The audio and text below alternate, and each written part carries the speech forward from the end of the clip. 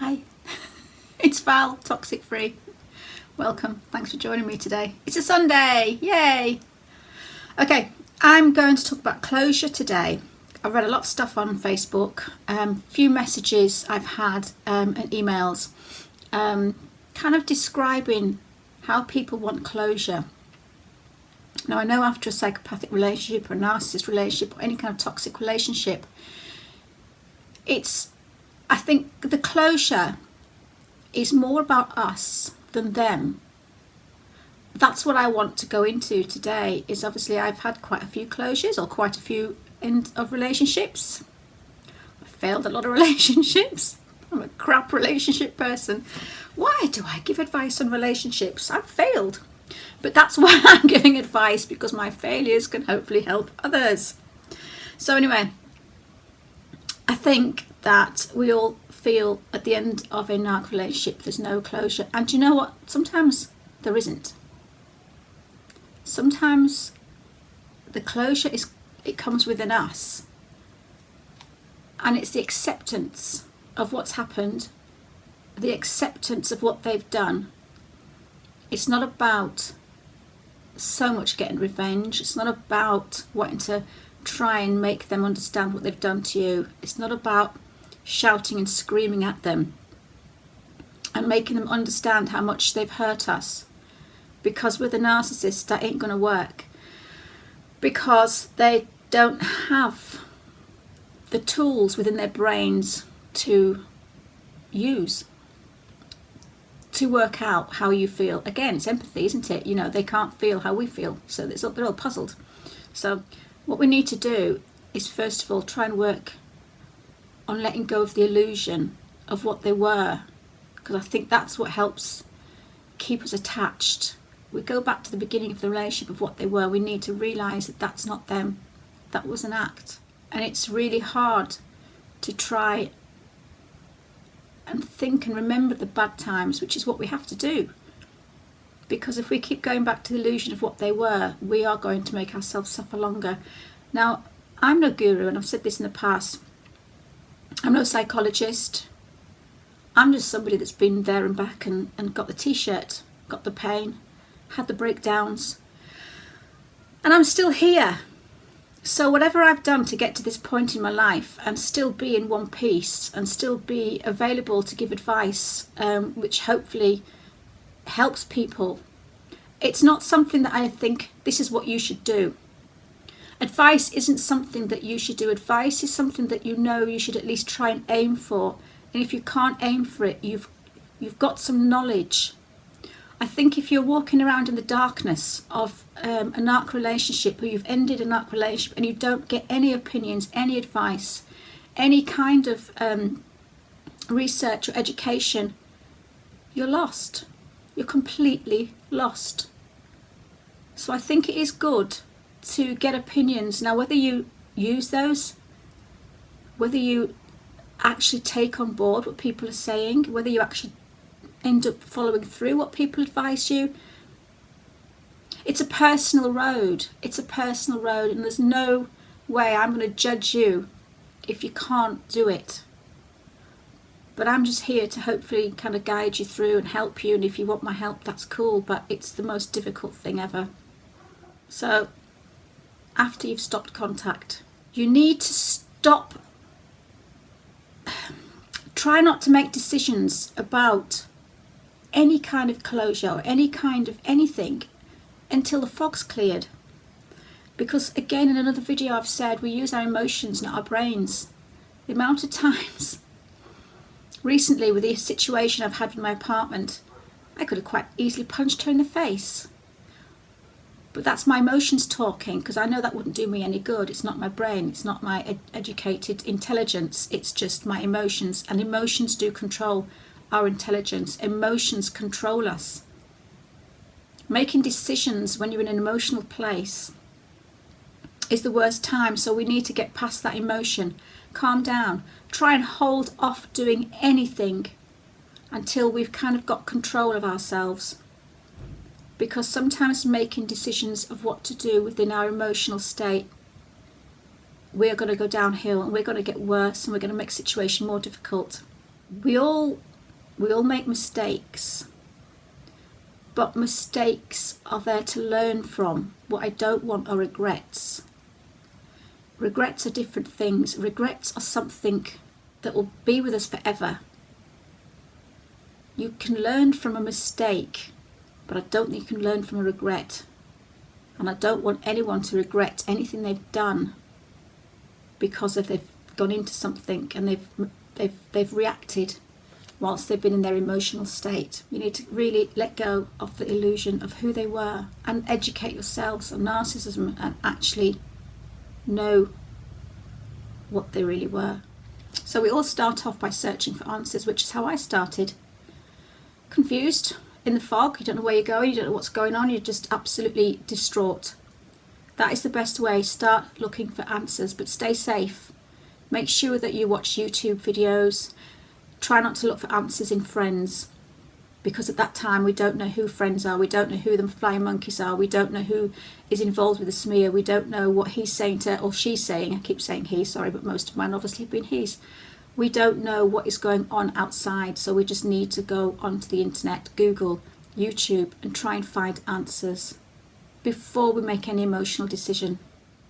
As long as you keep no contact whilst you're doing your research, if you possibly can. Acceptance isn't about accepting what they've done. It's not about forgiving them. It's not about, I'm trying to put the words, see, this is it, it's all in my head but my mouth can't work, as you all know. When I say accept it, I don't mean let them off the hook. I don't mean accept that it's your fault or take the blame. I just think you've got to accept it. Now I'm going to say something here about my personal life, as I always do. I'm obviously 40 something, and I don't have a family of my own. When I used to dwell on that fact, when I used to let it roll in my head, and when I used to get really anxious about it, and I used to get really upset because there's only me, my sister and my mum left in my family. And obviously once the three of us have gone, that's our family dead. Sad, isn't it? I have to accept that. And until I accepted that, it made me sad.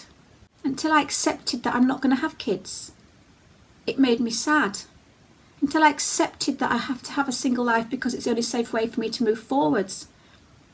Until I accepted that, I felt like a failure. Until I have to accept everything that is in your life and look at where you are in the moment. You can look back, but as the saying goes, you know, look back but don't stare. You stare too long into the past, it makes you sick. It's not healthy. Learn from it and move on. Because the word baggage actually means baggage. I think people come into our lives, and I think us empathic people, nice people, we may have something missing, which is our boundaries. I do think people, like toxic people, relationships, they come into our lives to teach us things, to teach us a lesson. But once we've learnt that lesson, we don't need to carry the books around. God, here we go. Once you're moving along that road of life, and as you meet people along the road, learn from each person you come into contact with. Some people are made to stay together with you. Some people are probably made to walk that road until the end of life with you. Some people are just meant to come in, teach you something, and then drop away, leave them in the gutter where they belong. And toxic narcs are one of those people. I think they've come into our lives to teach us something, to make us stronger, to give us something that we've been missing, which is boundaries, which is strength, which is just not being there for everybody's abuse. We aren't a pincushion. We aren't a bin for everyone else's rubbish. And I think that's what it is. Baggage is something that you don't need to keep moving forward with. So your narcissist, your toxic person, move forwards, leave them behind. They don't need to come with us. Once they've broke our hearts, once they've educated us by pushing us down this road of YouTube and Google and all this business, we don't need them anymore. So this is where the closure comes in. You need to I'm not telling you what to do. what I want to do is all my videos are about thinking a certain way in our heads that can make us understand or deal with something. Just sometimes a simple sentence might make you go, I get it, that makes me feel better. I see your point, yes, thank you. It's not about actually doing stuff, it's just maybe the knowledge, maybe it's just something I say that might make you think, do you know what, I'm going to think like that and maybe I'll feel better. So drop those people off, leave the baggage where it is. Think of who you were before you met that partner. Obviously it's hard if you're with a family or you know, your daughter, your son, or your parents, sister, like me, mum. If they're toxic, it's hard. But if you're with a relationship, go back to how you were before that relationship, before you met that person. You existed. You didn't even know he existed. So remember the time before the narc. BN, before narc. Shut up, Val. You're not funny. I just think we forget we had a past without them. We forget that we were somebody before they came into our lives. Let's think of who that person was. But you know what? If we go back to who that person was, with the knowledge that we have after the narc, how great would we be? They teach us things. And we just need to think of where we are today, the knowledge we have in our heads today. Being around bad people just makes us look good. Again, I'm trying to just say things to help you maybe think. It makes us better. But once that bad person has done his job, discard him, reject him, leave him where he is.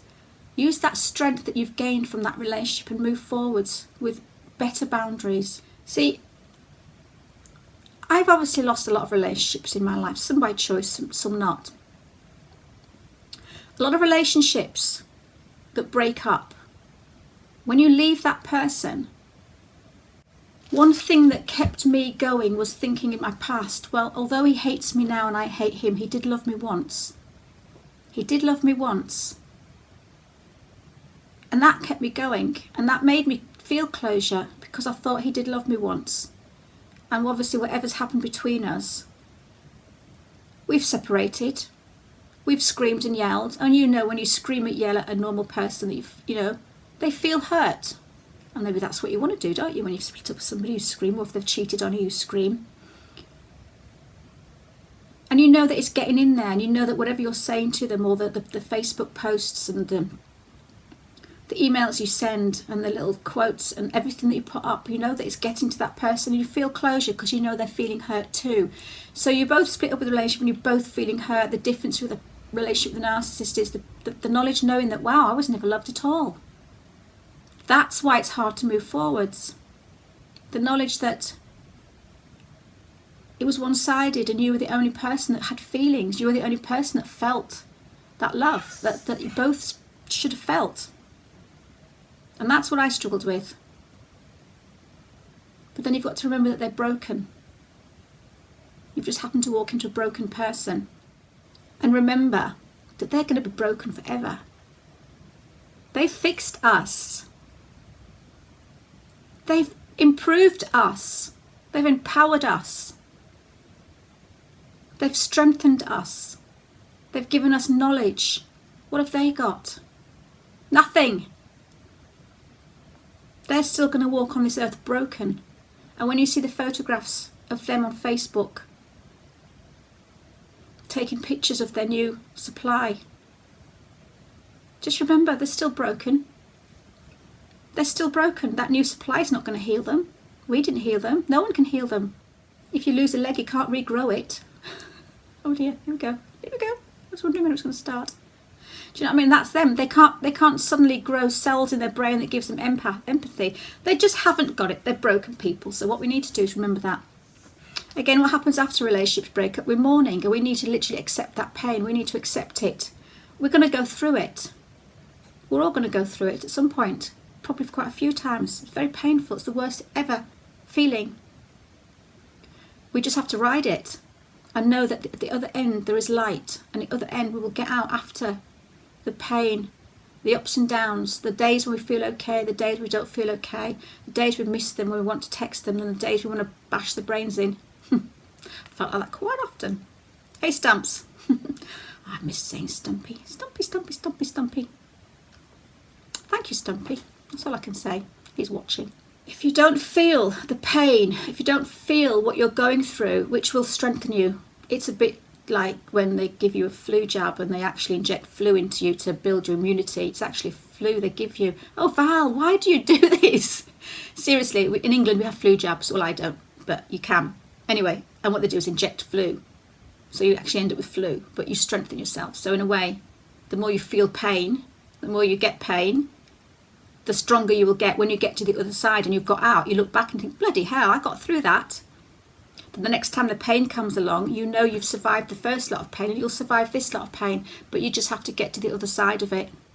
You know, we all want to hurt that person, don't we? We all want to get revenge, but it's not going to get us anywhere, really. The revenge that we get is just being a better person. They'll hate that. They'll hate the knowledge that you've gained something from them, that they've actually taught you things, that they've actually made you better. Because during the devalue stage, they wanted to make you sick. They wanted to devalue and make you the worst person that you could in the world. But you don't want to know what they've done.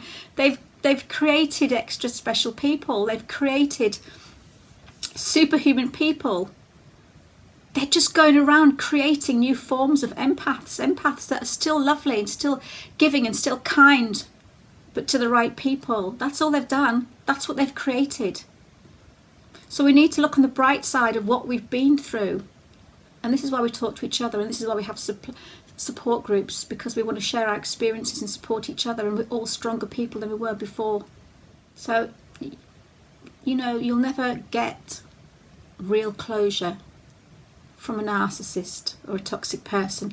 And I'll explain why, because I think if you do get closure for any type, and they know it's closure, that's why I think that the closure's got to be in here, within us, not within them.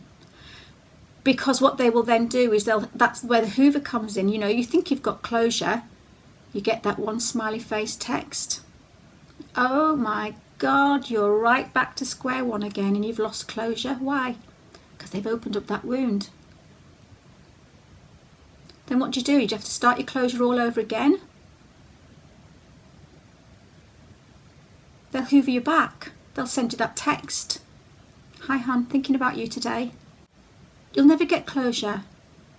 If you want them to give you closure, the closure needs to be with us. That's what I'm trying to say. Because every time we think we've got closure, they will do something again to open it up again and to start again. So you have to kind of accept who you are, gain who you are, trust who you are, and accept who you are. Just look at what you've gained and move forwards. So yeah, if we keep that baggage with us, we'll need a donkey. If we keep that baggage with us, we'll need removal vans. If we keep that baggage with us, my God, our arms are going to be long. We've got to let that baggage go. So they're going to just improve where we need improving. They're going to give us knowledge where there wasn't none, and they're going to give us strength where we were weak. Look at it that way. It's in our heads. The acceptance, the closure is in our heads. We'll all heal at different lengths, different speeds, different rates. And we all get to that goal in the end, some quicker, some not as quick as others. They'll never take accountability for what they've done. That's not closure. You'll never get closure there. They'll never accept what they've done. We have to do that. Trying to ignore our emotions when we are in the middle of rage, anger, jealousy, sadness, revenge. When we feel an urge to respond, contact, scream or tell them how much they've hurt us, this won't help us. It will only feed them. Wanting to hurt them, get closure, it's like an itch we need to scratch. A sneeze we can't stop. Enough bodily functions going on there. But it's hard to make the right decision in the middle of narcissism because we have emotions and they don't. If we can try and hold off making decisions until the emotion has died down. Our brain kicks in, our sense of reality kicks in. The fog clears, and that's when we have choice to do more things. Once we've gone no contact and we've accepted it and we've realised that it was done, you need to lock it in a little box. Lock it in a little box, get that key and shove it up their arse. No, get that key, sorry, and put it somewhere safe and don't go near that box again. Take what you need from that box, take the knowledge that you need, but then close that box, lock it and tuck it away. Love who you are. Learn from your mistakes by looking back, but don't stare. Move forwards with the new you, the new knowledge, and just keep moving forwards. Now I've written a poem. Yay! Well, I've written another poem. I do like my poetry, so I'm going to end this video with that. I hope anything I've said has helped. So, I wrote a poem. It's about covert abuse and closure. Abuse wrapped in a ribbon and tied up in a bow. Devalue wrapped up in their love and given by a foe. A cheater covers up his lies with knowledge of our trust. A lover says we are the one to only share his lust. A man who said he'd never hurt a hair upon your head is grabbing someone else's hair whilst cheating in your bed. The words they say don't seem to match the actions that they do. Their actions that they know are wrong, they then blame onto you. You tell them that they hurt your heart. They'll always disagree. They tell you that the person who is hurting me is me. So when you deal with someone broke, the end is never there. You need to walk away with pride, look back, but never stare. I hope you like that little poem.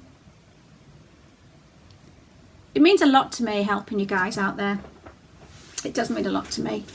It's my passion now, so I feel like that maybe everything I've been through has finally got a, what's the word? Oh dear, here we go. Sunday, can't think of my words. Meaning. Everything I've been through has got a meaning. There's a reason behind it because I can use it to help people. Now, even if I don't help people, I'll make people hopefully laugh. Or people can just spend more time thumbing me down. I don't know. Oh my goodness me. Listen guys, have a happy Sunday or Monday or whatever day you're watching me on. Tuesday, Friday. Take care. Stay safe.